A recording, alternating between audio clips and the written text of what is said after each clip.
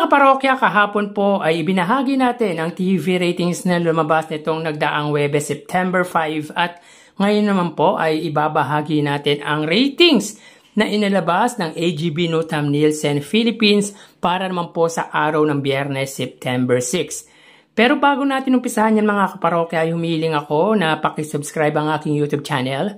Pakiclick ang bell icon para una kayong manotify sa mga bagong video na ilalabas ko. At pakidami nyo na din na i-follow ang aking Facebook page na Mega TV at ang aking TikTok account na Kaparokya TV. Maraming salamat!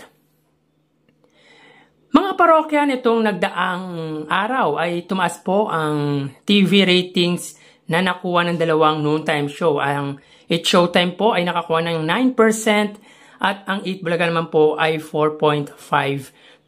Pero mga parokya, sa mga past TV ratings na ibinabahagi ko sa inyo, hindi man lang nagwagi sa Eat Bulaga ang noontime show ng ABS-CBN na It's Showtime. Though mataas po talaga ang ratings na nakuha nila, kung sa numbers lang po, kung titignan po natin ang numbers, ay talagang angat po. Literally ang It's Showtime. Pero tulad po ng lagi natin sinasabi na nilalagyan po natin ng TV ratings average, ang dalawang noontime show, 8.4 para po sa It's Showtime at 4% para naman po sa Eat Bulaga. Bakit kanyo mga parokya? Dahil po sa mga advantages na meron ang It's Showtime. Ano-ano ba ang mga advantage na yon ng It's Showtime? Unang-una po, ang dami po ng TV stations na iniirehan nila. Sa It's Showtime po ay may 5. Ito po ay GMA, GTV, A to Z, Kapamilya Channel at All TV. Ang Eat Bulaga naman po ay merong 2. Ito po ay TV5 at ang RPTV. Kung pagbabasehan naman po natin ang reach at signal ng dalawang main TV station ng dalawang noontime show, ay mas nakakalamang po talaga ang GMA sa TV5.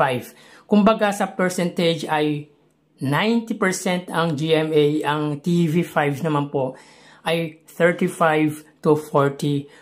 Yun po ang lamang ng GMA sa TV5 dahil po sa laki ng TV network ng GMA at sa lawak ng naabot nito, and of course yung lakas ng signal, ay hindi po ganun ang kayang gawin ng TV5. Pero nababalita po na medyo inaayos na po ng TV5 para maging malawak ang kanilang TV stations. And of course, yung solid viewers ng ABS-CBN at ng GMA. Kung titingnan nyo mga parokya, bakit nananalo ang Batang Quiapo sa katapat nitong programa at bakit mataas? Siyempre, iba po ang viewers ng prime time sa noon time. Dahil alam naman po natin, halos lahat ng mga tao, kung hindi nasa trabaho ay nasa eskwelahan. So talagang maliit lang po ang viewers ng noon time kaysa sa prime time. And sa Batang Quiapo po ay solid ABS-CBN po ang nanonood doon. Unlike po sa It's Showtime na solid ABS-CBN at solid GMA. So yun pa lang ay advantage na agad ang It's Showtime. And of course, yung mga guest, dahil tulad yan mga parokya sa throwbacks na i-guest nila yung mga gusto nilang i-guest basta walang show sa TV5. Unlike sa Eat Bulaga na alam naman po natin na halos lahat ng artista ay under sa management. It's either ABS-CBN at GMA Network. So pagdating doon ay talagang advantage ang It's Showtime. Well mga parokya, quick recap po tayo sa lumabas nitong nagdaang Huwebes, September 5. So dito may kita po natin mga kaparokya na ang It's Showtime po ay may 8.2% at ang Eat Bulaga naman po ay may 3.8%. Tulad po niyan mga parokya, kung titignan po natin sa numbers, ay talagang angat po ang It's Showtime. Pero kung i-convert natin niya sa average ratings nila, ay wala pong nakakuha dahil po 8.4 po ang para sa It's Showtime at 4% naman po sa Eat Bulaga. So dito i-declare po natin na wala pong nanalo dahil nga po hindi po nila na-meet ang kanilang TV ratings average. So dito, pagdating sa kanilang main TV network ay masasabi po natin na panalo or nagwagi ang GMA dahil na-meet po nila ang kanilang TV ratings average na 6%, kabaligtaran naman po ng Eat Bulaga or ng TV5 na hindi po nila na-meet ang kanilang ratings, average na 3.5%. So dito ay 2.7% po ang iniangat ng GMA sa katapat na TV network na TV5. Mapunta naman po tayo sa araw ng Biyernes, September 6. So dito may kita po natin na ang It's Showtime po ay may 8.3% at ang 8 Bulaga naman po ay may 3.8%. So baligtaran po ang kanilang ratings. So dito may kita po natin na talagang literal na angat po ang It's Showtime. Subalit, again, hindi po nila na-meet ang kanilang TV ratings average na 8.4 at sa 8 Bulaga naman po ay 4%. So dito, declare po ulit natin na wala pong nagwagi para po sa araw ng Biyernes. Makikita natin dito mga parokya, ang GMA ay may 5.8%, ang GTV ay may 0.9%, ang A2Z ay may 1.2%, ang Kapamilya Channel ay may 0.4%, at ang OTV ay 0. At pagdating naman po sa 8 Bulagang TV5 ay may 3.4% at ang RPTV ay may 0.4%. At tignan natin yung pagitan ng dalawang main TV network ng dalawang noontime show. Dito po ay hindi po nila na-meet ang kanilang TV ratings average na 6% sa GMA at 3.5% naman po sa TV5.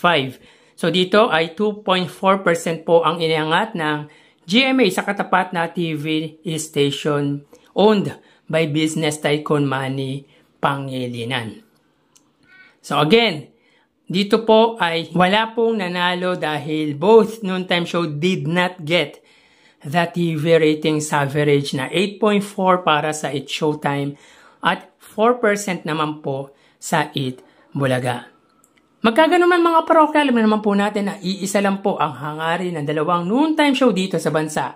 Ang makapagpasaya, ang magbigay ng good entertainment sa mga solid viewers nila, ang makatulong hindi lang sa pamamagitan ng pagbibigay ng malalaking papremyo, kundi yung mga matututunan sa bawat noontime show. So tara ating alamin ang online viewership ng dalawang bigating noontime show.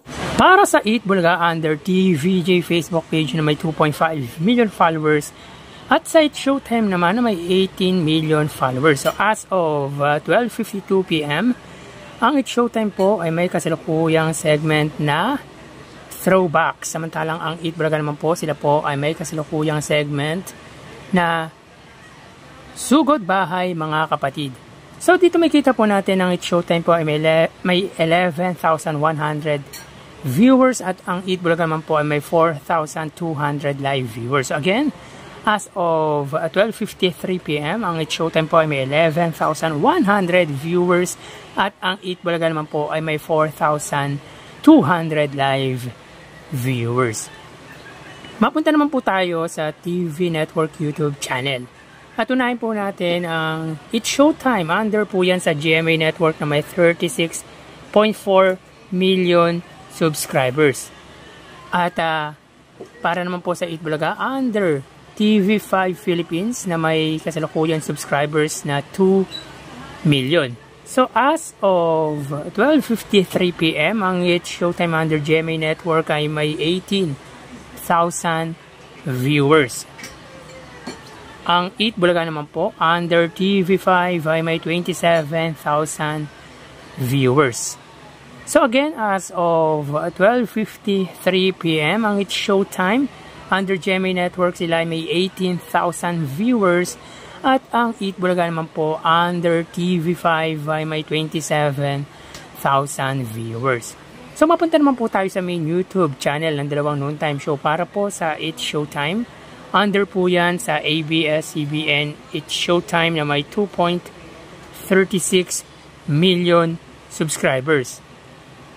At para naman po sa 8 Bulaga, under 8 Bulaga TVJ YouTube channel na may 1.1 million subscribers. So as of 12:54 PM, ang It's Showtime, sila po ay may 89,000 live viewers. Ang 8 Bulaga naman po, sila po ay may 71,000 live viewers. So again, as of 12:54 PM, ang It's Showtime, sila po ay may 89,000 live viewers. At ang 8 Bulaga naman po, sila po ay may 71,000 live viewers. So, bali ang total na nakuha ng dalawang noontime show ay mga kaparokya, bago natin ibigay ang total viewers ng dalawang noontime show, ay humiling ako sa inyo na pakisubscribe ang aking YouTube channel. Pakiclick ang bell icon para una kayong ma-notify sa mga bagong video na ilalabas ko. At pakidamay nyo na din na i-follow ang aking Facebook page na Mega TV at ang aking TikTok account na Kaparokya TV. Maraming salamat! So, bali, ang total na nakuha ng each showtime ay 118,000 viewers. 11,000 sa kanilang Facebook Live, 18,000 para sa kanilang TV network YouTube channel, at 89,000 naman po sa kanilang main YouTube channel. Ang Eat Bulaga naman po ay may total na 102,000 viewers. 4,000 para sa kanilang Facebook Live, 27,000 sa TV Network YouTube channel, at 71,000 naman po para sa kanilang main YouTube channel. So again, ang It's Showtime po ay may 118,000 viewers at ang Eat Bulaga naman po ay may 102,000 live viewers. So yan po ang lumalabas sa kanilang online viewership as of 12:56 PM at mamaya ho, magbabalik pa po tayo sa ikalawang bahagi ng ating online views update ng dalawang noontime show. Magpapaalam po muna ako pansamantala. Mag-iingat po tayo mga parokya. Thank you and God bless.